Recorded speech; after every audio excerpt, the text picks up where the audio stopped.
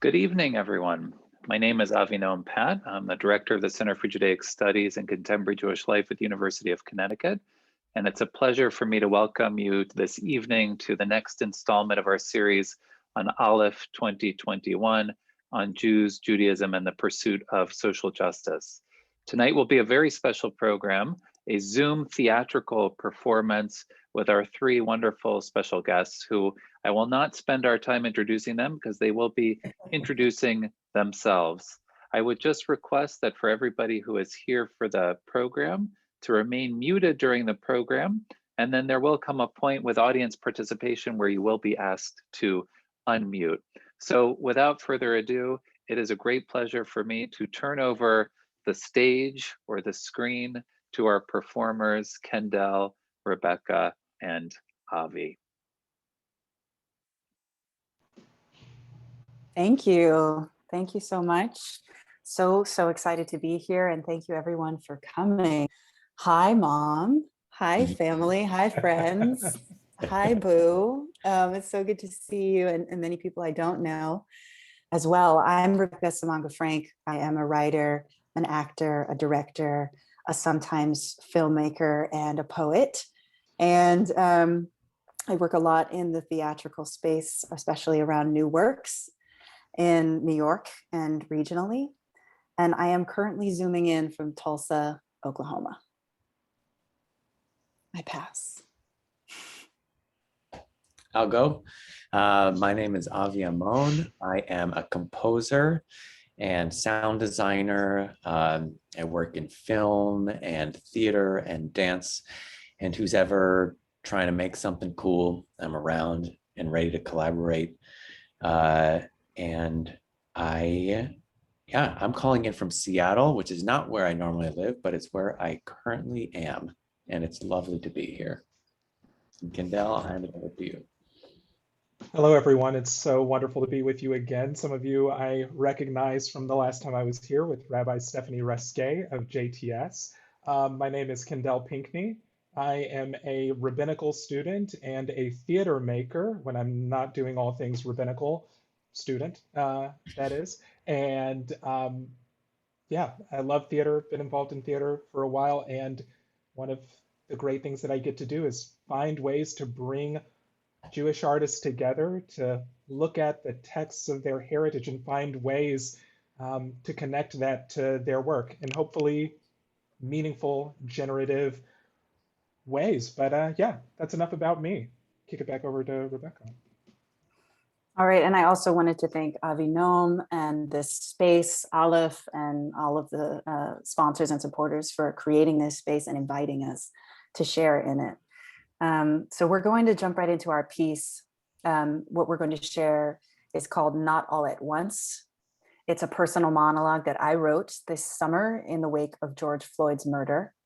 And from this monologue, Avi, Kendell, and myself came together as three Jewish artists to collaborate around this piece and craft it into an auditory storytelling experience. Sometimes we call it a sound sculpture.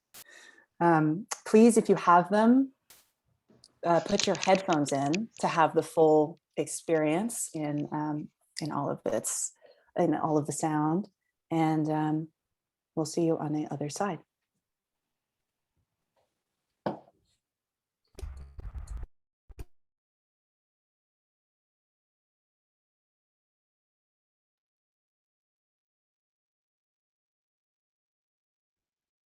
In this summer, somewhere between my ages of 32 and 33, a Black man was murdered, and another man, and a young woman, and a teenage boy, and others, not all at once, but yes, all at once.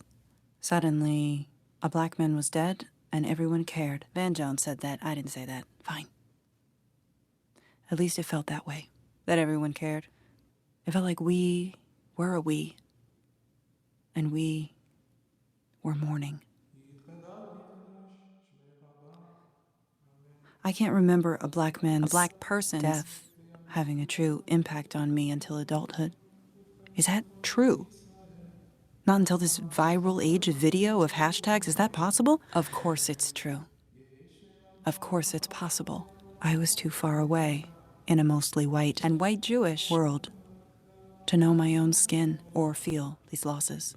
Besides the death of my father, a black African man who died of cancer, or so we thought. Whatever mysteries lie in his death, we figure may stay buried with him in the Swazi earth.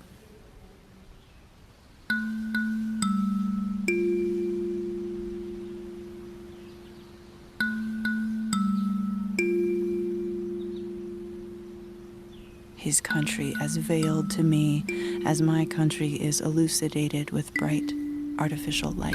Get on your knees. Get on your knees. Hands behind your head. Help this sister, while staring into a blinding spotlight which stalks you like you're America's most historically infamous celebrity. This man, this brother.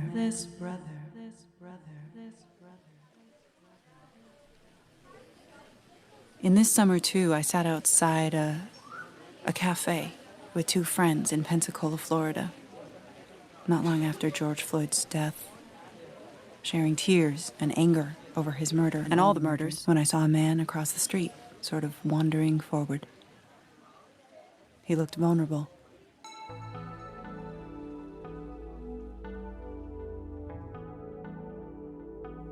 His dark skin in contrast with the bright white sidewalks of the fairly conservative community we were in. My heart did what it often does in recognition. It leapt up into a smile on my face. Slight head nod, really small one though. Still protecting myself from this possibly homeless or unstable man, just in case. But my failsafe failed, or my heart succeeded as my half gesture was seen or felt, and he immediately crossed the busy street.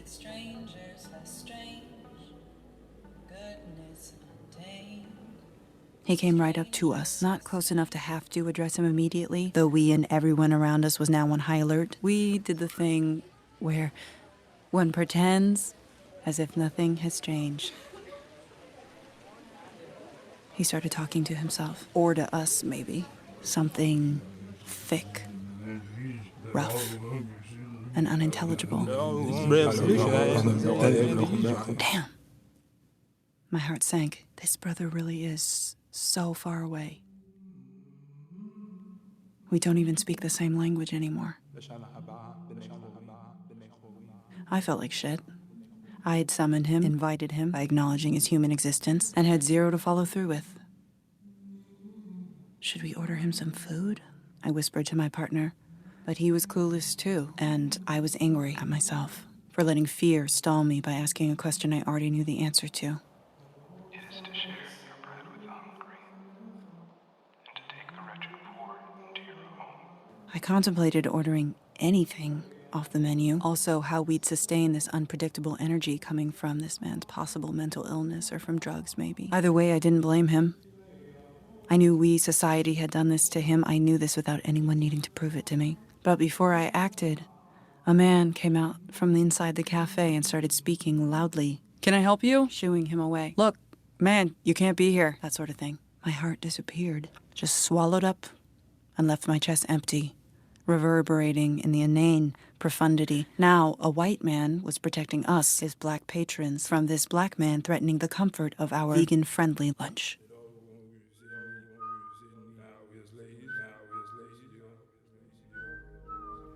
I mourn this brother on that day. This man I hope is alive and well, whatever that looks like or feels like for him. This man who is invisible, possibly hungry, and still living. How many among us are dead to the world, who need a home and love and friends and help?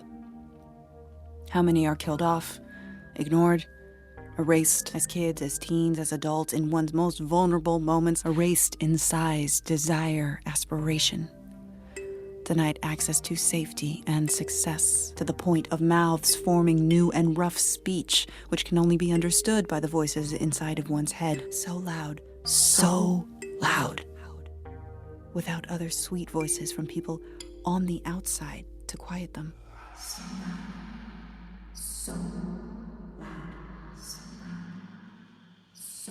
Voices in prayer are a sweet decimal, I think, depending on what they're praying for. What is a mourner's prayer supposed to do after you call to God? Ring, ring, ring, ring, ring. Hello? God speaking. Glory to you, sanctified one, extolled, mighty, appraised. Help. Is help in there? Is there a preventative Kaddish? If not, let's make one. Hello? Hello? Help me. Help me. Help me. Help me access the goodness. Help me in me. Help us listen and make strangers less strange. Help me. Help them. Oh, wait, there is no them. Help us. Help us. Help me. Help us. Help this specific man, this brother. Help this sister. Help her mother.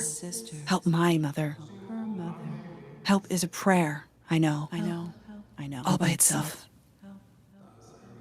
I know. What else? Help me. What else? Help them. Help us. Help when.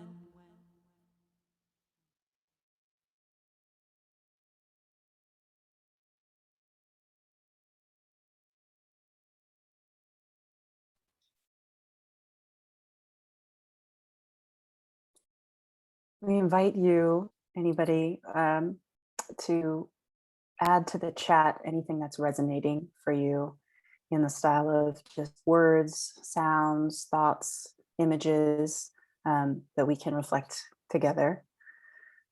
Anything that stuck out or is resonating with you from the piece. And I will turn it over to Kendell. So we'll just take a minute, right at a minute, just to gather ourselves, gather our thoughts, gather that experience that we just had together. And as things start to roll into the chat about your experience, whether it was an image that popped to mind, or an image that was on the one image that we had on the screen, or something that you heard that really struck with you. Just want to give just a second more even for reflection on that. And then we'll talk a little bit more about what we're going to do this evening with the rest of the time that we have. So we can lean into the silence for about 30 more seconds.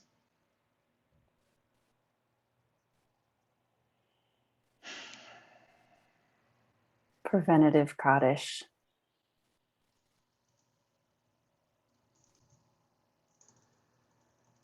You said we had done this, society had done this to this man, and you knew that without anyone needing to tell you this. Instinctually, I know what you mean, but I'm curious to hear more about it if possible. Absolutely. Is there a preventative Kaddish? Took my breath away. Growing up, never having heard any sweet voices. Oh, damn. Yes, I do know which part you're referencing there. Help her mother, help my mother. Thanks, Natalie. A preventative Kaddish, question mark? Yes, more to come. I felt like all the words being spoken pierced through me. What is a Kaddish?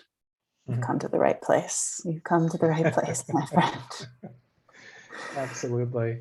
So thank you all so much for offering your thoughts, your reflections, and joining us again on this evening. So just to give a little bit of context to where we're going to go this evening.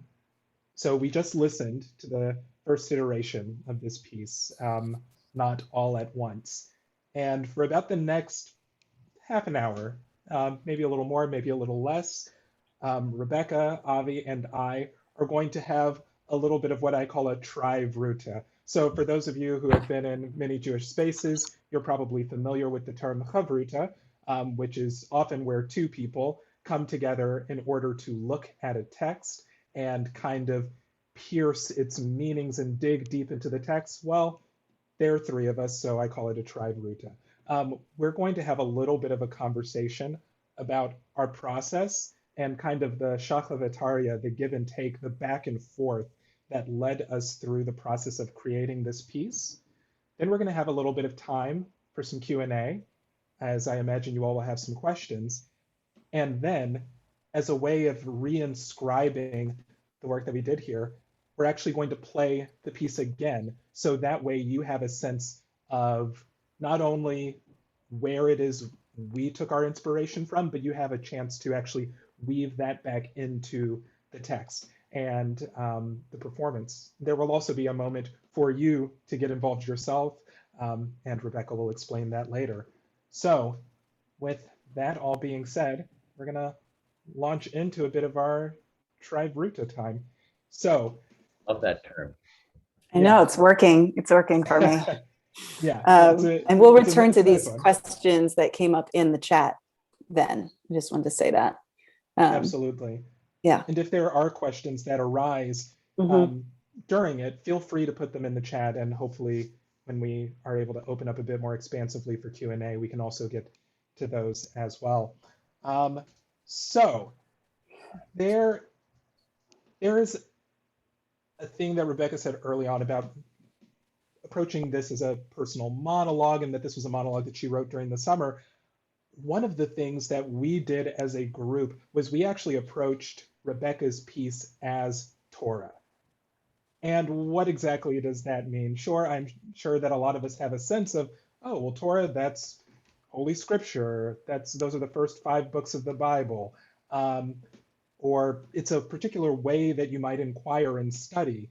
But oftentimes, whenever we are in Jewish spaces, even when we bring art to Jewish spaces, we often separate the notion of Torah and art. So we have Torah on one side, which is kind of like a sacred approach to text. And then we have art, which is a thing of maybe like fun, maybe distraction or something of that, in that kind of like realm. But we were like, hold up, what does it mean to bring these together?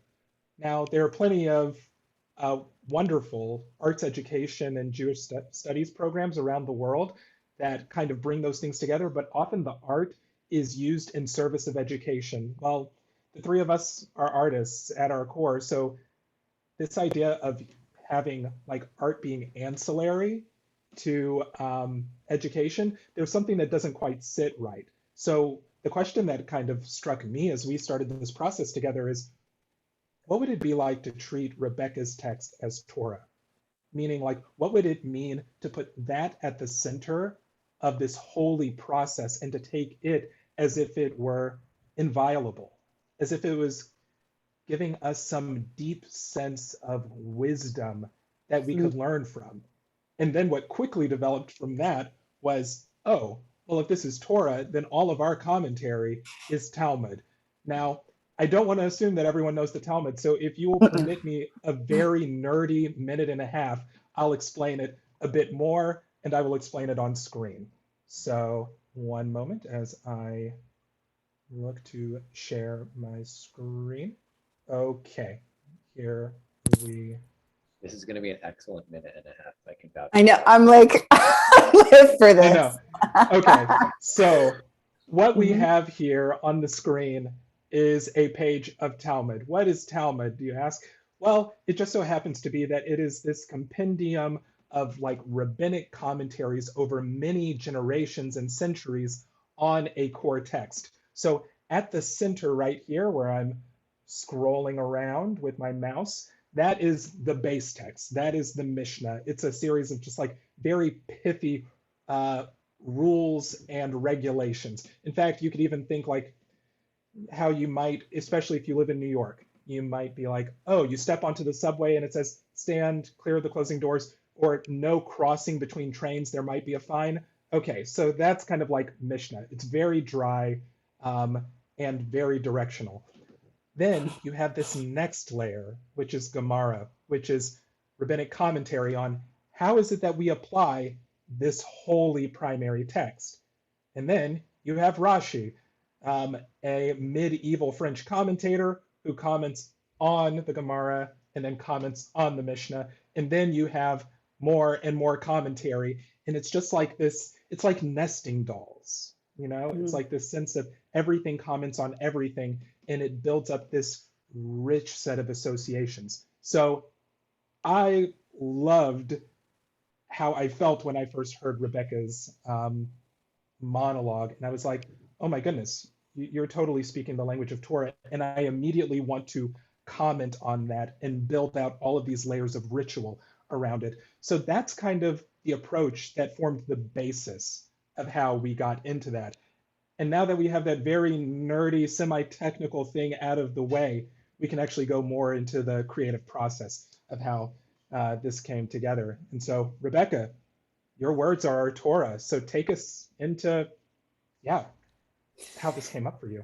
Thank you, my friend. If you all haven't figured out yet, what's so thrilling, one of the things so thrilling for me is that Kendell is playing a role and inhabiting a role of rabbinical dramaturg and artist. And it's so exciting to weave these things together. That's a little bit about one of the things, if we had two things each of us wanted to share about this experience that felt exciting or essential.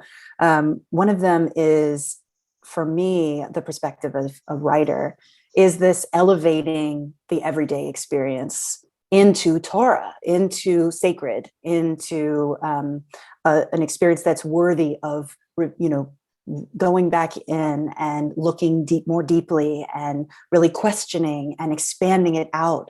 For me, this is an actual experience I had that, maybe lasted 20 minutes in my life. I was visiting Pensacola, Florida, and it's, not even that necessarily somebody would say that this major thing happened. It was a sort of missed connection, and it happened sort of quickly. But I've been learning to follow, or what this process has been teaching me, to follow that heartbreak and to trust it, and to follow the heart, and really to trust the heart and to trust the art, and that everyday experience actually can be a teacher and a leader towards action, which I can share more about later. As art is a process and social justice is a process, and it's not just some sort of switch, a one and done thing. So one of those things that anchored me was when Kendell and Avi both recognized my piece as Torah, which felt very good. And reflecting that back to me, made me sort of trust even more that there was something more in this piece.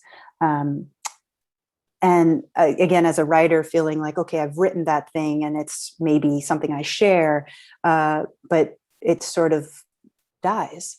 And this has become like a living document and a living experience, especially in a spiritual sense, which in that it encapsulates a prayer, and it's something that we're building on. So yeah, one of those things that I'm choosing to draw our attention to is that Torah needs community. I needed other people to recognize it as such. I couldn't just do that by myself. And then, Avi bringing his incredible audio abilities, and Kendell providing that rabbinical dramaturgy, and all of us working together created just this other experience and this other being that's living now. So I'm going to share. I'll share my screen.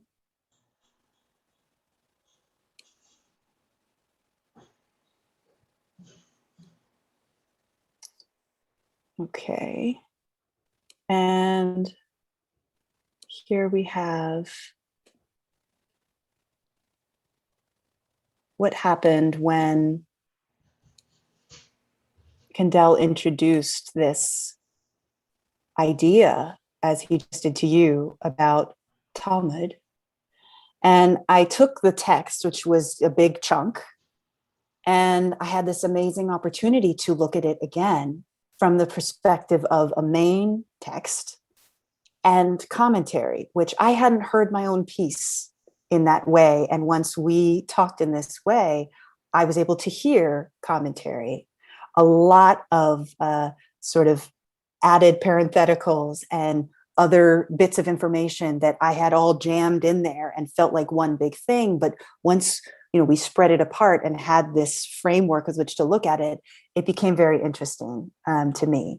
So I created 3 columns. I know the Talmud has more. I used this middle part as the text that really can speak for itself if you just read it by itself. So in this summer, a Black man was murdered. Suddenly, a Black man was dead and everyone cared. At least it felt that way. It felt like we were a we and we were mourning. And that, can be read alone as Kendell sort of said, a bit more directional, a bit more dry. There's not a lot going on. The interesting part was starting to recognize what these other voices were as they were in the piece already that I hadn't done consciously. So I found that the left column was a bit dramaturgical.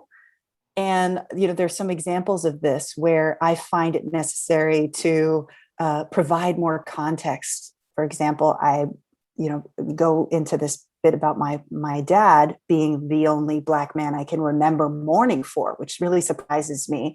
And I say, okay, whatever mysteries lie in his death, we figure may stay buried with him in the Swazi earth. It's like this whole other world that just was like, wait a minute, I need to be in here. And this is where the magic happens. Avi, were you about to say? Like a footnote, like an aside, which I love. Yeah. Yeah. It was this aside that had all of this history and all of this like color and context to it. But, I just sort of said it and moved on. And then Avi created this sound that supported it. And we went into the world. It's sort of like ding, ding, ding, ding.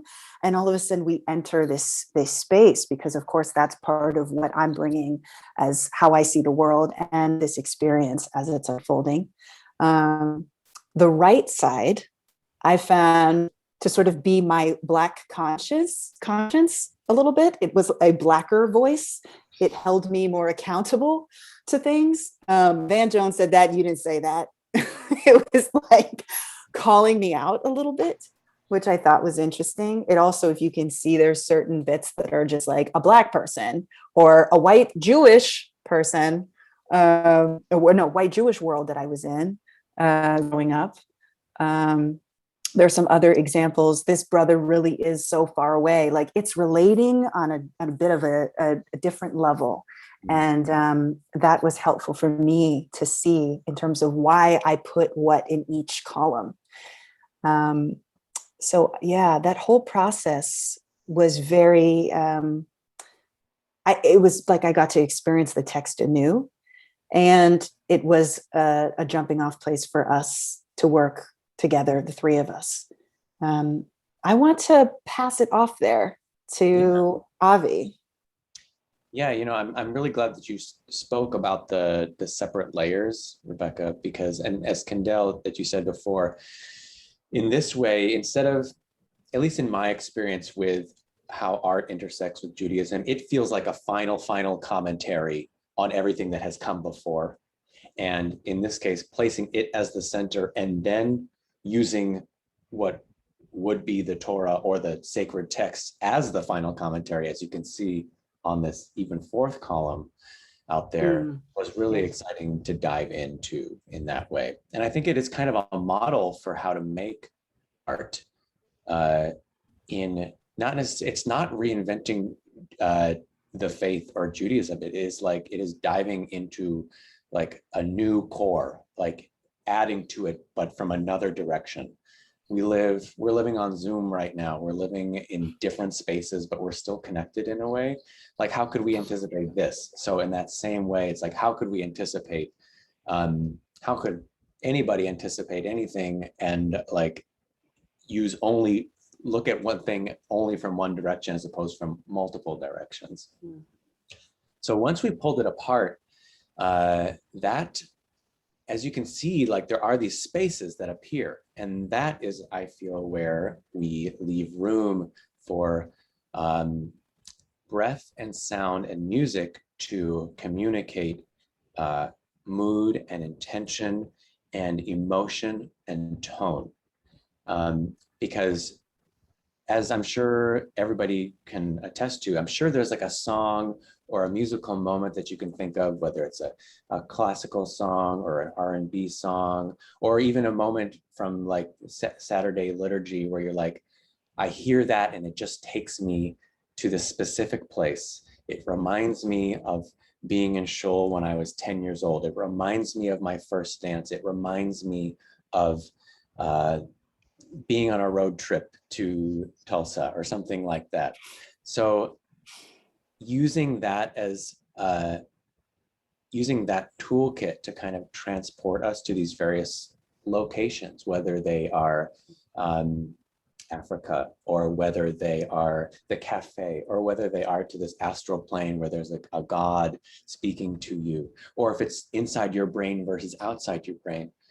We can use all sorts of tools to, I guess, transport us there. And that was one of the main goals in trying to take this piece to another place. Because Rebecca could read this text and it would have an impact, and it would last maybe about 1 minute and 30 seconds, and we'd maybe move on.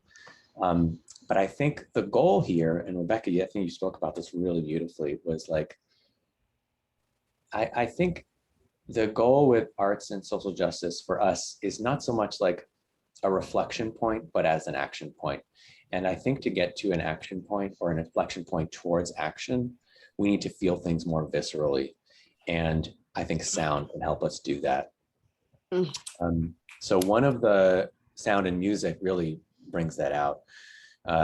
So just like a few moments that stick out to me are the different layers of the sound. We have instruments kind of fading in and out.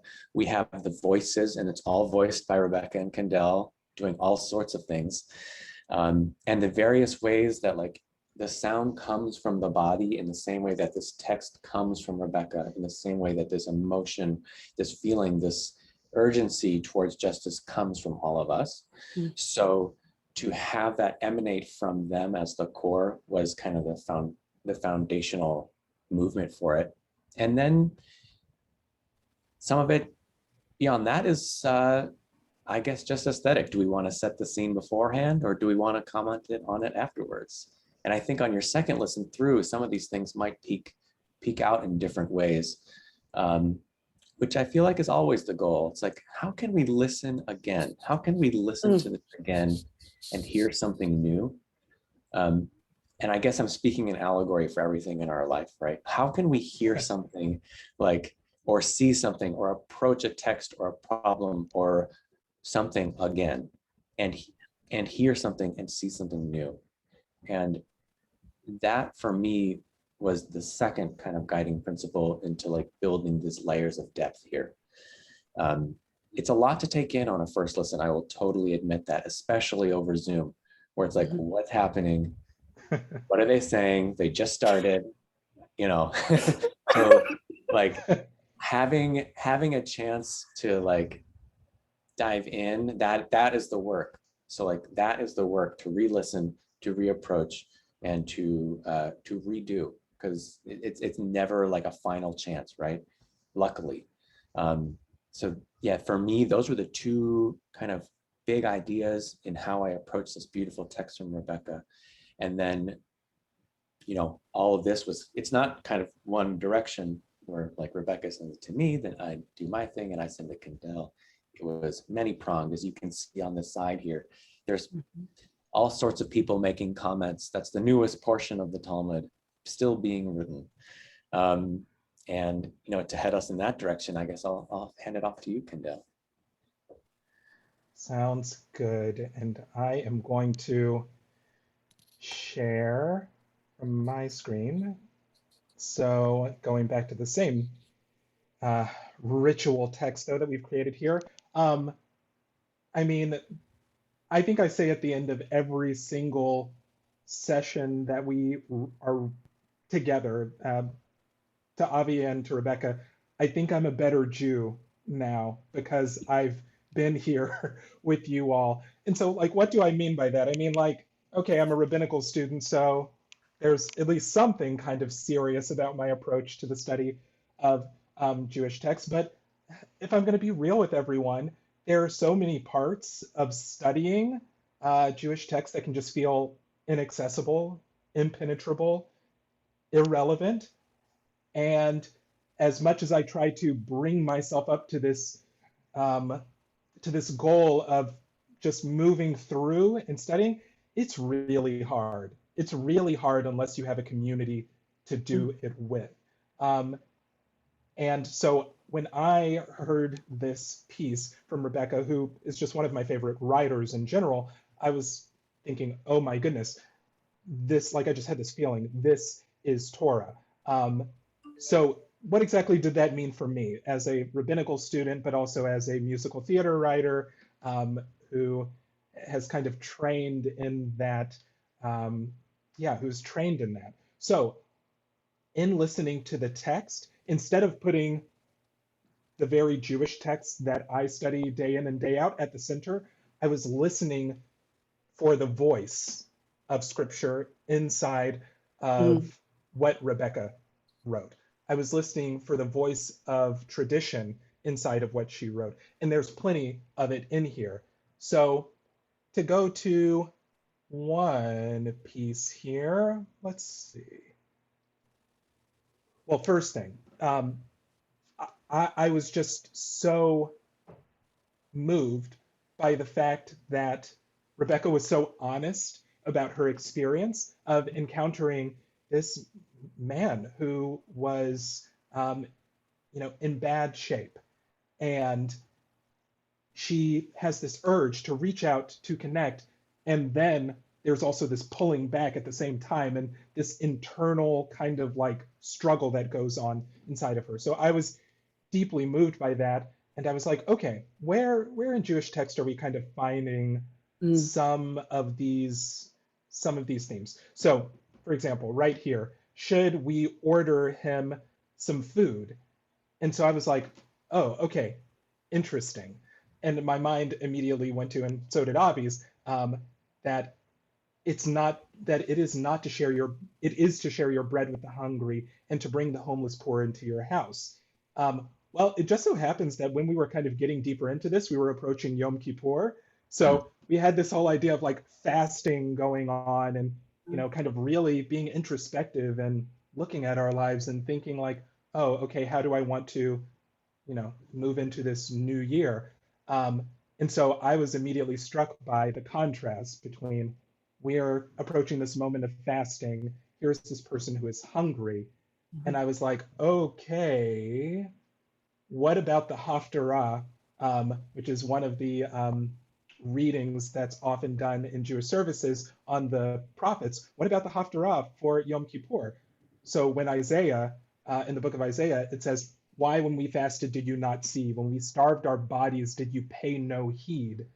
And it says, you fast in strife and contention. You strike with a wicked fist. Your fasting today is not such as to make your voice heard on high. Is this the fast that I desire? A day for men to starve their bodies, bowing their heads like a bulrush?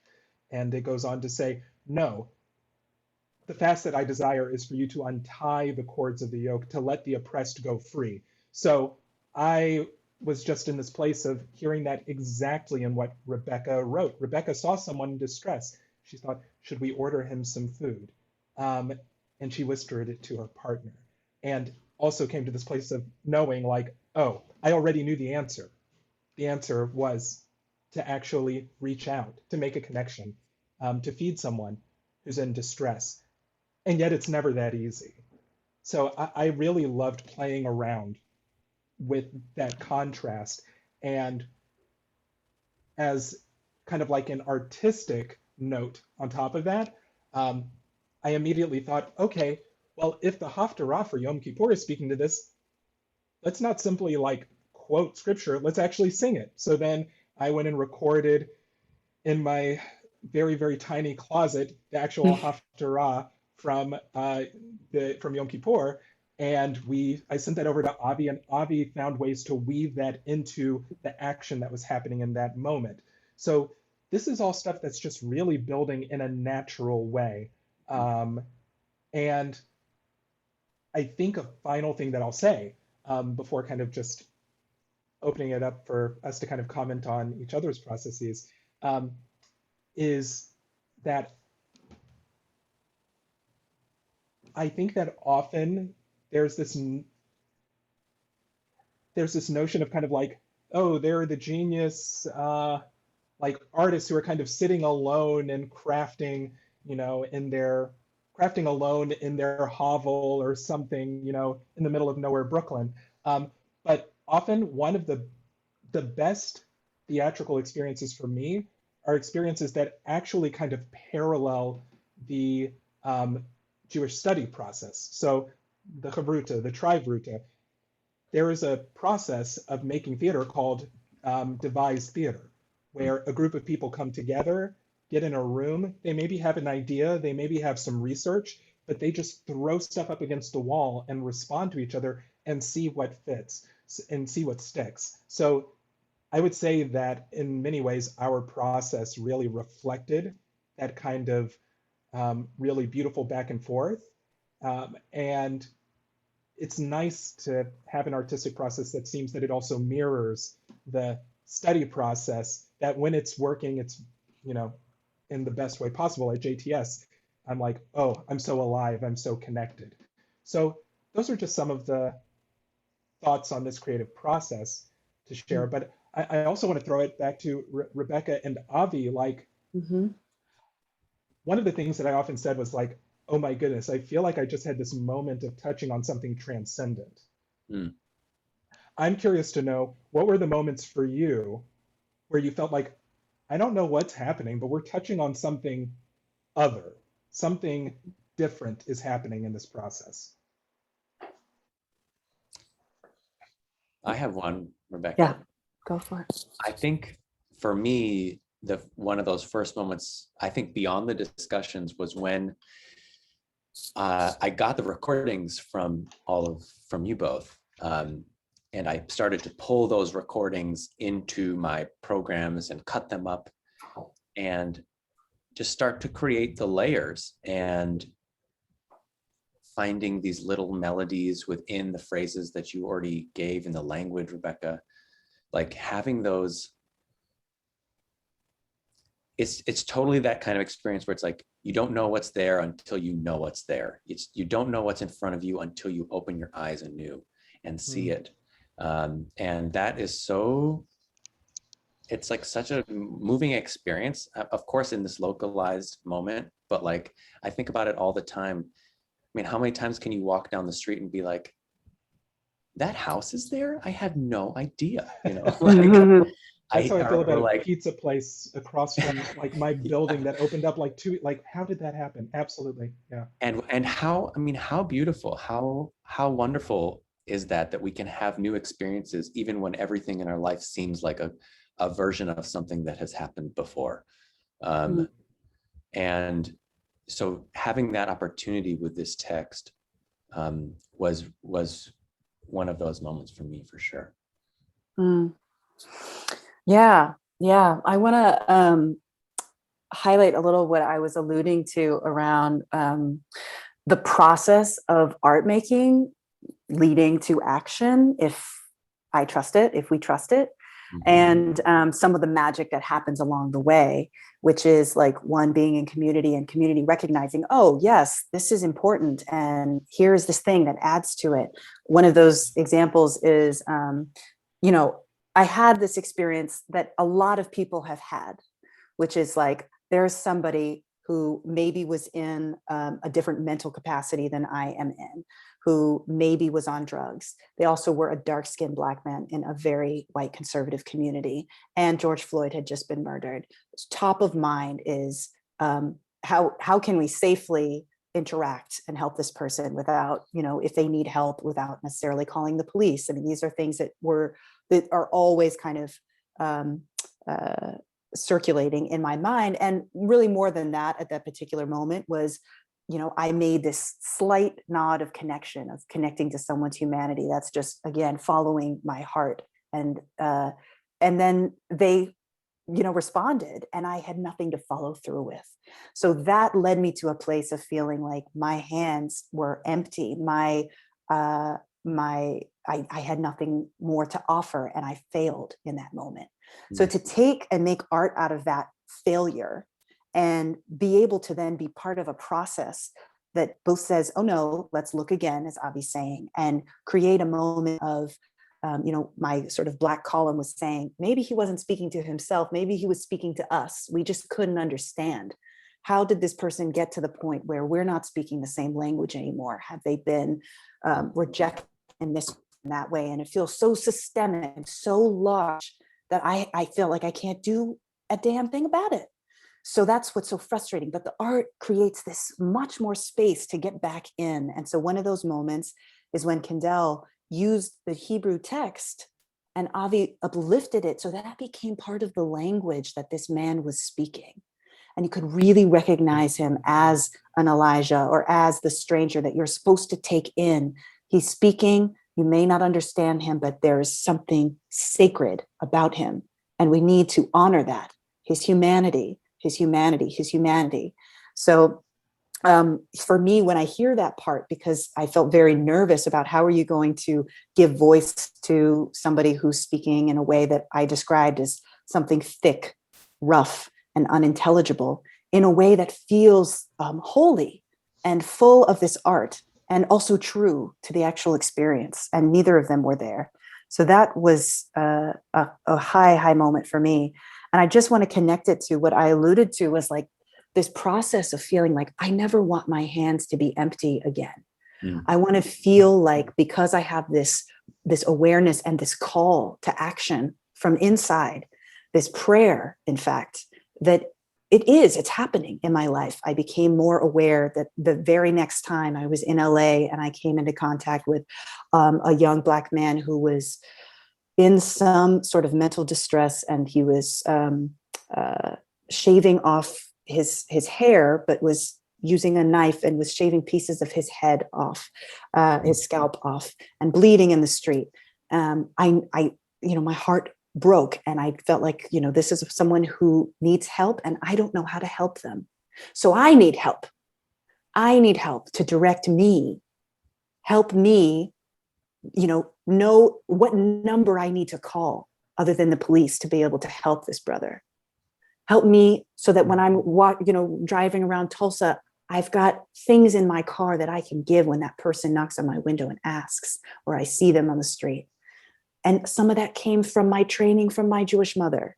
So I just wanted to start to make that connection that the art is a vehicle teaching us about looking again, learning, and being in process as we are sharing our process to be able to bridge that gap so that it's going to keep happening. There's no eradicating that suffering or the systemic problem. I mean, generations from now, if we're so lucky, so that that's what I wanted to say about that. And I know we have questions in the chat and we can open up more, but brothers, Absolutely. what would you like to do? So if you have questions, feel free to place them in the chat, or if we're actually able to, well, since we're spotlit, we won't necessarily see you, but you can change the view. Yeah, so we can change the view cool. so that way we can see you, because we would love to get you in on this conversation as well. So if we, let's go ahead and unspotlight ourselves. How do we do so that way we can see Oh no, I don't know. everyone, hopefully. Okay, so everyone, glad to be more fully sharing the stage with you all. So while folks are thinking of questions, you can either put them in the chat or you can raise your hands and we will scroll through and try to find you. One thing that I just want to reflect on while folks are getting questions together, Rebecca, I think that what you said is so profound in so many ways, but I appreciate you reminding me about that moment where you said that this young person was uttering something and it was thick and it was like, held up in their mouths. And the question of like, what are the things that we normally expect from someone who we look at them and we're like, oh, maybe they're babbling to themselves. And I think that that was one of those moments that felt so transcendent for me to realize, oh, what happens when we actually put the words of prophets in the mouths of those who we don't expect it from, or those who we see in distress, especially because for those of you who have read several of the prophets of the Bible, if you read some of their actions, you might get confused and think that it's like someone who is like walking around on the street and muttering to themselves. Like there are certain prophetic instances Yes. where prophets act out in certain ways in order to draw our attention and to draw a response from the Israelite people. So I think when we started talking about that, I was just like, oh, okay, we're touching on a sacred moment now. We're getting somewhere, and breaking down these like divisions that sometimes they make sense, but a lot of times they are random. So here is one question that's in the chat, and once again, feel free to put questions in the chat, or we will keep looking through to see you raising your hands. So one question is, what kinds of new mourning rituals do we think we might be able to create from this year of great loss amid social distance? Can we go back to what is Kaddish and then go there? Absolutely. Yes, because that was an early question. And yeah, I would love to spend a moment on that, as it takes up the end of the piece as well. Yeah. And so, I mean, like, so truly, like a Kaddish is, it is a prayer that is, or a series of blessings that are said, often connected to mourning. So when someone has lost a child, a parent, a spouse, in Jewish communities, there is often the chance to recite 3 times a day the Kaddish in order to hold that person's memory and acknowledge one's mourning. The irony of Kaddish is that when you actually translate the words from Aramaic, it actually says nothing about loss, but rather about the praise of God, like God is great and high and greatly to be praised, among other things. So how interesting that there is that juxtaposition of a prayer that holds us in our mourning, but the actual language doesn't focus on the mourning. There's something, and yet I know in my case, I just lost my grandmother to COVID. And I know that in one moment where, even though I am not obligated to say Kaddish for her, I did say Kaddish, and it's just like, it broke me open in a way to be able to experience my emotions, even though the very words are talking about praise of God. So that's Kaddish. It's so very visible. That's something I'd like to reflect on every time Kaddish gets said. It's so visible, and removes that burden of carrying that all by oneself, and shares it amongst the community. And you know, when the communal amens come in, you're like, yes, I feel held, and that is so crucial, and something that I think is really something we thought about in trying to construct this piece as well. And just, yeah, one of my favorite parts of the piece is, you know, just challenging, again, it's a little bit to Avinoam's question about like, what are these morning rituals we do? In this case, you know, it's extremely highlighted in the summer, and, you know, always for Black lives, right? This morning, like, oh, you know, the hashtag and all of this attention, and it's too late. And it's too late. And so this was a sort of challenge and a playing with, you know what, this person is calling out for help now, and I want to prevent this thing from happening. I feel how vulnerable they are. So is there a prayer for that? And, you know, if we can, why not make one? So that's why, you know, as Kendell expressed what the Kaddish actually is, in the piece I say, what else is a mourner's Kaddish supposed to do besides this appraisal of God? Like, glory to you, sanctified one. And I love how Avi created this telephone call, which was sort of like, hello. Just calling up God. Hey God, which actually reminds me of my Auntie B. I feel like it came from, because my Auntie B's on here, my godmom, beloved godmom, who we went to church sometimes, and there would be like all of these songs that were like, get me Jesus on the line, like operator. Right. Jesus on the main line. Yep. I never forgot that. Yep. So it was sort of like, okay, let's call up Hashem, like let's get them on the line. And this Kaddish is telling me that I'm appraising them. Is the word help in there though? Because that seems to be what I really need some attention on. And yes, so to the question Avinoam brought up is like, I feel like a new morning ritual in this year of great loss and social distance. I know that my community has opened up, even though I'm not in person with it. So that is teaching me something. I'm in more Jewish community than I've ever been, and finding more opportunities to share my art.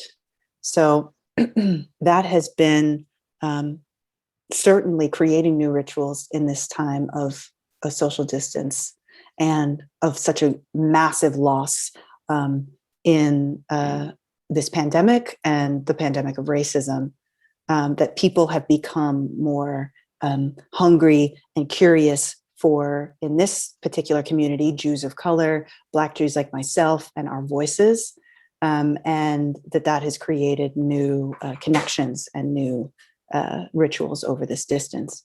Either of you guys want to add to that around loss? I think the one thing that I would add is that I think one way of creating new rituals is to kind of go through a process like Rebecca did. Now, granted, Rebecca is in rare air in being such a beautiful writer, but there are ways in which we can take all of what we are experiencing in this year and we can set our experiences up as Torah and actually hold that at the center, and then think about what are the ways in which our ritual traditions, whether we be Jewish, whether we be Christian, whether we be Muslim, whether we be have no religion at all, but what are the ways in which our traditions can help enhance and lift up this experience that we're having now? So how do we ritualize the experience? Yes, that's really it. This is a great question from David. This has been a year of great loss for the theater community. What new ways have you found to share the sacred space of theater? Wonderful question. It has been a great loss. I think a way to describe it of people in our community is mourning, missing. I think people are finding new ways by inventing new ways. There's the Zoom thing, and of course there is people can film things, but that's not quite the same as something live. So people are inventing new ways to share things in the moment, be that on video, things like this, via quite frankly, the miracle of the internet. I remember one time, and I've told the story before to Kendell, my grandmother, she was like, how does the internet work? And I was like, I am not able to explain that to you, but let's just go with it's a miracle. And I think that it is saving us all in this moment. It's not quite the thing. We all want to be in space with one another, be that theater or synagogue, or I don't know, just like getting a cup of coffee and not worrying. And hopefully those moments will be again soon in our reality. I want to return to Jabri's inquiry about knowing that society had done this to this man. And I spoke a little bit to it, but I'm curious too about you guys. Like, there are certain things that get a lot of like context put to them, and that's not one of them. It's sort of like, I knew this thing. I didn't need anybody to explain that to me, and I didn't need to explain it as much as some of the other things in the piece. And I think that's kind of what I mean about like a systemic racism and anti-Blackness, and all of the ways in which I experienced this person having experienced those things without knowing them, without being able to draw directly to their experience. But I think what is calling to me right now in this moment is a little bit what Jabri said about instinct and about intuition. And this is speaking a little bit to a higher source of knowledge, or of a sort of spiritual knowing. So that's sort of where I feel like we could connect around the ways that a prophet speaks being similar. There's something about Kendell and Avi both saying, "Oh, this reminds me of this Jewish text about, you feed the hungry." Like there's something that's so universal and innate about what was happening there, that I think that's what's speaking to me now about it. But I did also have a bit of a piece that tries to illuminate a little bit, how are we erased in society and in size, in like our desire, the size of our desire, our literal space that we take up, the aspirations, where we are denied access, where we are denied safety, just the safety of walking outside of your house or walking home from a subway or driving home or whatever in which that safety is denied, and of success, whatever that means for each of us, to have certain caps and a whole lot of other things placed upon us. That's speaking to that. Yeah. And also, I think isn't it interesting that the thing that you were like, it's intuitive, I don't need to explain that. That was also the thing that jumped out to me as like, oh, well, this is Torah. So of course, this is the prophet Isaiah speaking. So it's like how interesting that the intuitive thing that you felt there's no need to explain what is happening in terms of systemic racism was the very thing that conjured up like, the prophets inside of me with the particular way that you offered it. So we must take Gracie's question last, and then we Yes. will get back in and finish our evening. Exactly. So this last question from My friend. Gracie, is it part of the Jewish tradition to continue to create and adapt with new traditions as the world continues to evolve? Fantastic question. I mean, for me, it's yes. But I want to create some space for my colleagues to comment on that a little more expansively before we hop back in. I love this question. I'm like, it's the part where we're like, and it's all very Jewish, like what we're doing. This event is Jewish, and all the questions and this approach to the work, and we're Jewish, and it's just something really cool about that that question that makes me celebrate. What is it about the Jewish tradition, and what is it that was things that again are innate through my cultural inheritance and through my mom and what my mom got and what her mom got, but especially around questions. That seems to be where I always come back to. And it's not like we're the only, we're not the chosen people that just are the only people that question. It's just, there's something so ingrained in how we approach really anything to continue to challenge and question it that feels, yeah. And totally, I think we can look at, maybe not even recent things, but all of these holidays that we celebrate, just Purim just happened. We can point to a fiction, whether it's fiction or not, like an event that like, okay, on this moment, that's when these traditions started. So we can say that these weren't around forever. Whether we agree on the event happening or not is not the point, but that these are new and evolving speaks to it. And I think that it definitely leaves space for that. I have never been to the same Passover Seder twice in my entire life. And I'm 35. Wow. And every year it's different. When sometimes I write my own, it's like we're provided a structure. There's a structure, there's a rubric, there's points you want to hit, you know, like throughout the evening, but how we interpret that, how we color through that, how we sing around that changes all the time. And I think that is, I think that's pretty specific and pretty beautiful about my experience within the Jewish tradition. Absolutely. And I think for you too as well. Yeah, I'll just add briefly to that.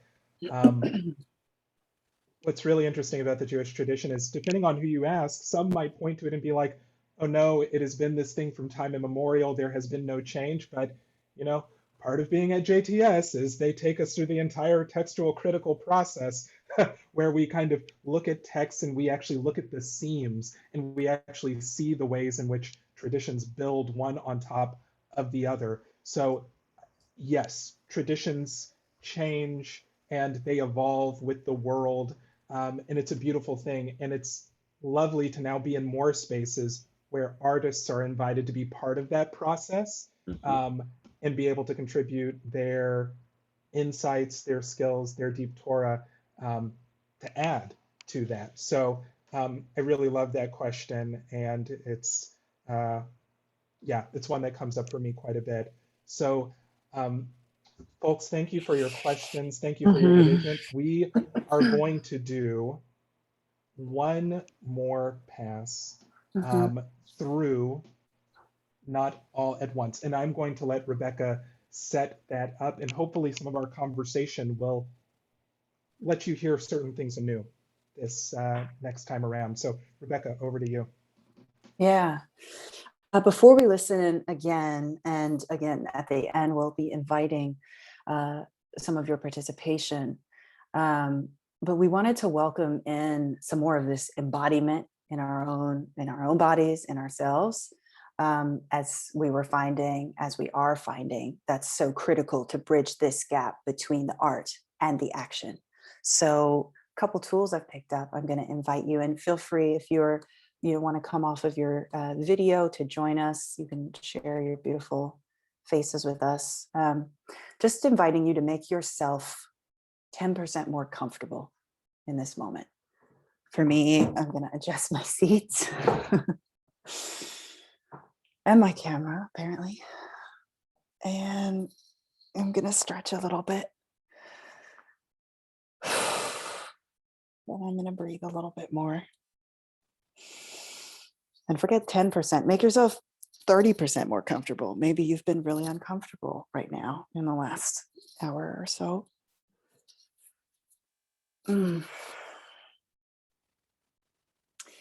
sometimes I'm cold and I don't recognize it, and then I go and get a blanket. So I'm inviting you to make yourself more comfortable. Another invitation is to find something, give your eyes a rest from this Zoom, and find something that's pleasing to look at in your room. For me, that's a wall that my partner is painting with beautiful colors on it. And just to notice what happens to your body when you look at something pleasing. Feeling a little bit more relaxed for me.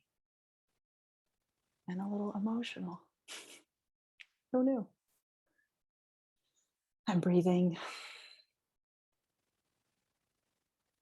And I invite you to close your eyes for this second listening, or do whatever, again, you're most comfortable doing. And to let the mind kind of relax and the heart open, and see where the peace and things are inviting and resonating for you. And let's go. See you on the other side.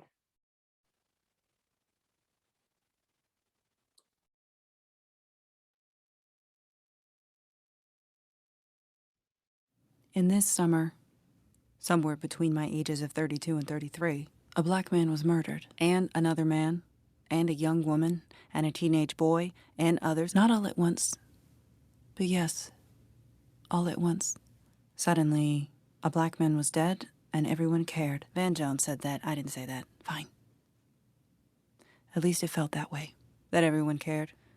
It felt like we were a we, and we were mourning. I can't remember a black person's death having a true impact on me until adulthood. Is that true? Not until this viral age of video, of hashtags, is that possible? Of course it's true. Of course it's possible. I was too far away in a mostly white and white Jewish world to know my own skin or feel these losses. Besides the death of my father, a black African man who died of cancer, or so we thought. Whatever mysteries lie in his death, we figure may stay buried with him in the Swazi earth.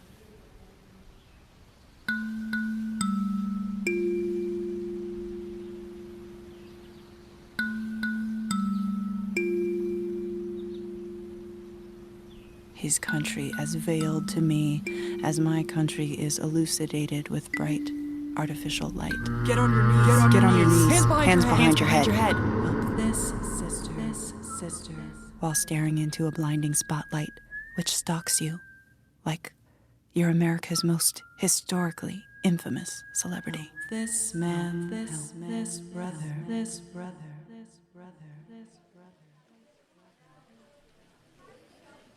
In this summer, too, I sat outside a cafe with two friends in Pensacola, Florida, not long after George Floyd's death, sharing tears and anger over his murder and all the murders when I saw a man across the street, sort of wandering forward. He looked vulnerable.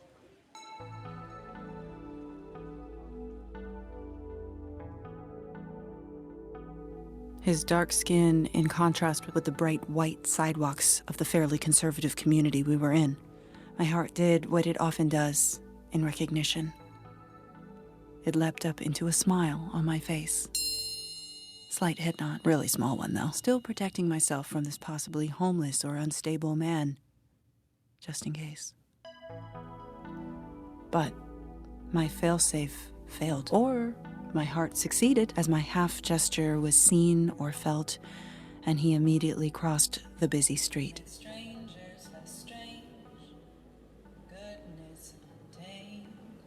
He came right up to us, not close enough to have to address him immediately, though we and everyone around us was now on high alert. We did the thing where one pretends as if nothing has changed. He started talking to himself, or to us, maybe. Something thick, rough, and unintelligible. Damn. My heart sank. This brother really is so far away. We don't even speak the same language anymore. I felt like shit. I had summoned him, invited him by acknowledging his human existence, and had zero to follow through with. Should we order him some food? I whispered to my partner, but he was clueless too, and I was angry at myself for letting fear stall me by asking a question I already knew the answer to. It is to share your bread with the hungry, and to take the wretched poor into your home. I contemplated ordering anything off the menu. Also, how we'd sustain this unpredictable energy coming from this man's possible mental illness or from drugs, maybe. Either way, I didn't blame him.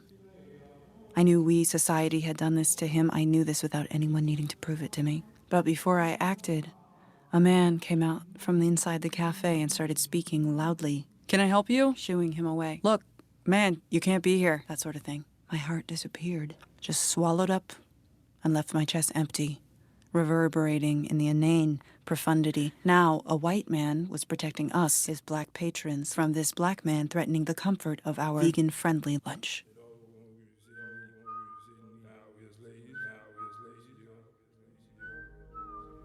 I mourn this brother on that day. This man I hope is alive and well, whatever that looks like or feels like for him. This man who is invisible, possibly hungry, and still living. How many among us are dead to the world, who need a home and love and friends and help? How many are killed off, ignored, erased as kids, as teens, as adults, in one's most vulnerable moments, erased in size, desire, aspiration? Denied access to safety and success, to the point of mouths forming new and rough speech, which can only be understood by the voices inside of one's head. So loud, so loud. without other sweet voices from people on the outside to quiet them.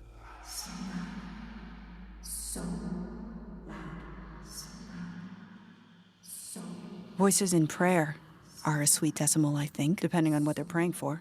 What is a mourner's prayer supposed to do after you call to God? Ring, ring, ring, ring, ring. Hello? God speaking. Glory to you, sanctified one, extolled, mighty, appraised. Help. Is help in there? Is there a preventative Kaddish? If not, let's make one. Hello? Hello? Help me. Help me. Help me. Help me access the goodness. Help me in me. Help us listen and make strangers less strange. Help me. Help them. Oh, wait, there is no them. Help us. Help us. Help me. Help us. Help this specific man, this brother. Help this sister. Help her mother. Help my mother. Help is a prayer. I know. All by itself. I know. What else? Help me. What else?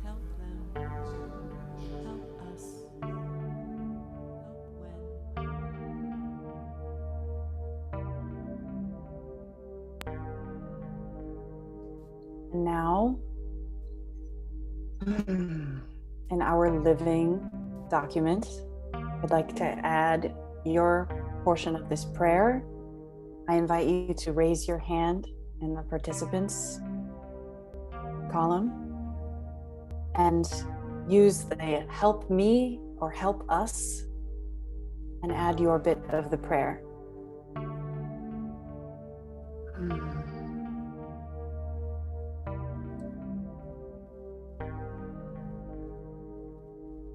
So I'll go again and add, help us to be patient with one another as we learn new skills.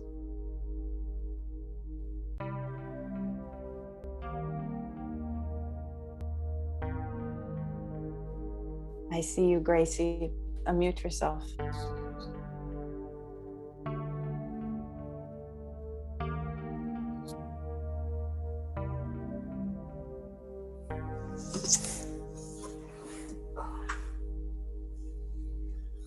I don't usually pray. I don't pray at all, actually, but I feel all warm and fuzzy inside right now. I don't know what that means. Thank you.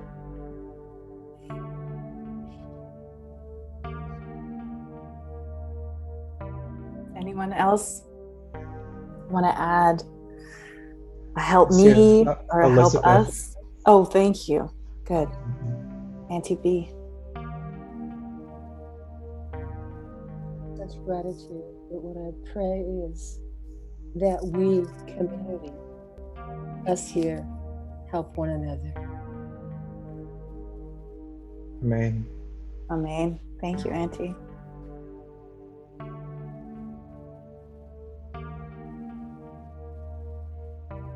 Help ourselves be better. Listen.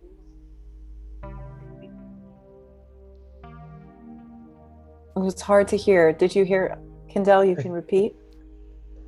Brenda, I think it was. Yes. Okay. Would you say one more time louder for us? Okay.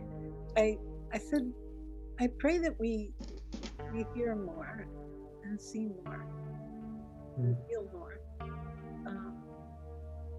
That's what I pray for. Amen. Amen. Beautiful. Thank you.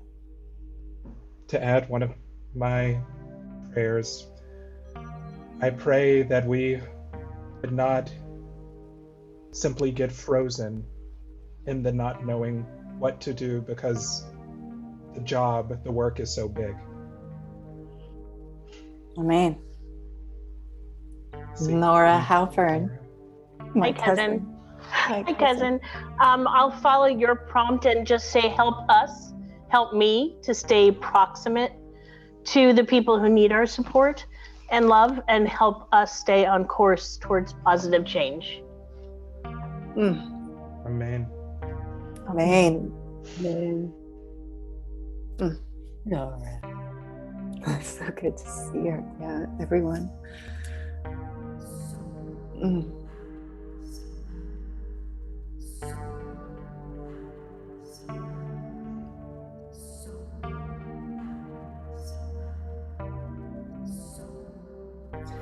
Let's take another, let's hold the space a little longer. If anyone else is thinking or feeling and wants to just take a second to find the words, or just send their spiritual action out and send their prayer in.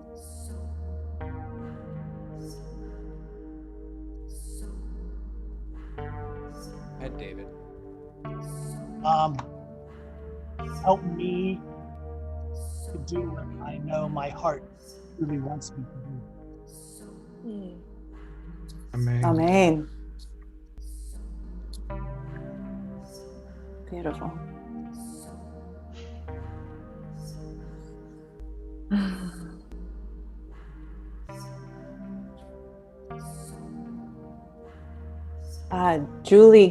Julie Goodman. Hi, Rebecca. Hi. I'll turn on my camera for my moment of glory So here. good to have all my family here. Um, Please. I would say help us see the suffering and the fear that is manifesting as hatred, anger, and violence. To be able to see where it is really coming from and be compassionate for that. Amen. If we can. Moved by that. Thank you. Amen. Yes, Galia Frank, mommy. Yes, love. Help us to find the strength to reach for each other, because we need each other. Amen. And I see Sebastian, help us find the courage to be uncomfortable. Yes. And then find a path forward and forge ahead toward justice. Amen. Amen. I also see Marie. Please.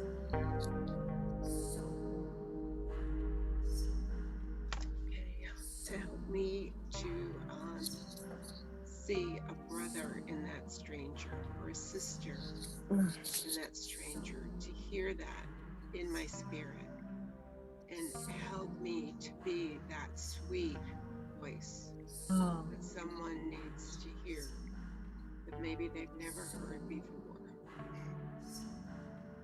Wow. Beautiful. Yeah. Amen. Thank you, Marie. I see Ursula. Help me find my voice and thaw the little frozen place in my heart. Amen. Amen.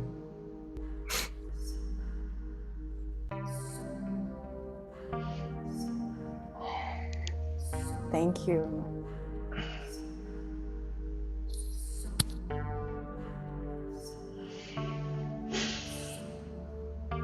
Thank you all. Oh, we've got Rich.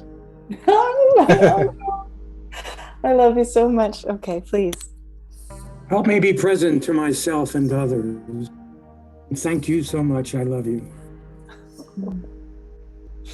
Amen. Amen. Present.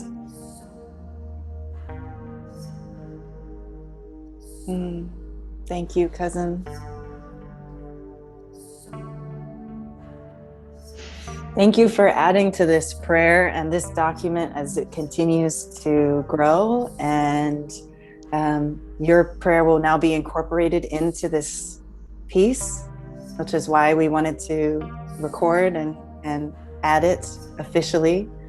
Thank you so much. And if you have more, we're all available to be reached out to. Thank you for your attention and for your hearts.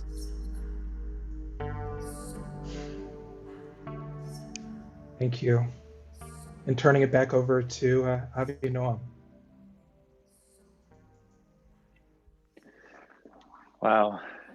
Thank you so much, Kendell and Rebecca and Avi. Let's try our best to do a virtual round of applause for our incredible scholars and performers. This was amazing. Thank you.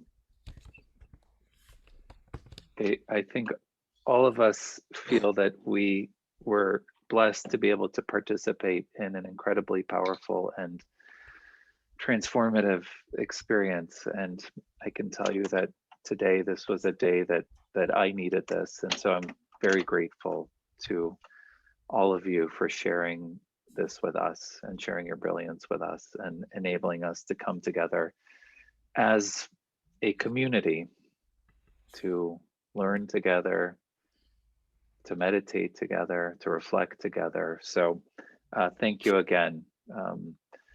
I have to tell you that ALEPH, this initiative is really meant to bring together a group of people to engage in study, engage in learning, engage in analysis of text. And what you've shared with us is a gift to be able to create a new text, to share a new text, to analyze and reflect on this text. Our first lecture in this series this year on Judaism and the pursuit of social justice was on the writings of the biblical prophets. And to be able to see this narrative combined with the layering of Isaiah and think about the meaning of that text within the context of Rebecca's writing, really incredible. So I want to thank you so much for being here with us this evening. ALEPH is supported by a generous donor at the Jewish Community Foundation of Greater Hartford. So I want to express our thanks to the Jewish Community Foundation of Greater Hartford, to our colleagues, excuse me, to our colleagues at the Mandel Jewish Community Center for hosting and enabling us to bring this program to the community. And on behalf of the UConn Center for Judaic Studies, it's really a privilege to be able to share ALEPH with all of you and to share the screen with these wonderful performers and creators tonight. Our next program as part of the ALEPH program will be on March 18th, when we will welcome Susanna Heschel, who will be speaking actually as both a part of ALEPH and as a program that is a post-film discussion as part of our Hartford Jewish Film Festival, which is going on virtually right now. She'll be speaking on Blacks, Jews, and Black Jews, and reflecting on a new documentary film called Shared Legacies, on the history of Jews and the relationship between Jews, African Americans, and the civil rights movement in America. So this will be on March 18th. I'd love for all of you to be able to join us there. Please join us for future programs connected to ALEPH and to the Hartford Jewish Film Festival, which is going on. And let's take one more time to thank Rebecca, Kendell, and Avi for sharing this space with us this evening. Kol hakavod, yesher koach. This was amazing. Thank you everyone for being here with us this evening. This program has been recorded. We will load it to YouTube and share it with all of you. So thank you again. Have a good night. Everybody stay well, be healthy, be safe. That is my prayer for all of you. Amen. Thank you.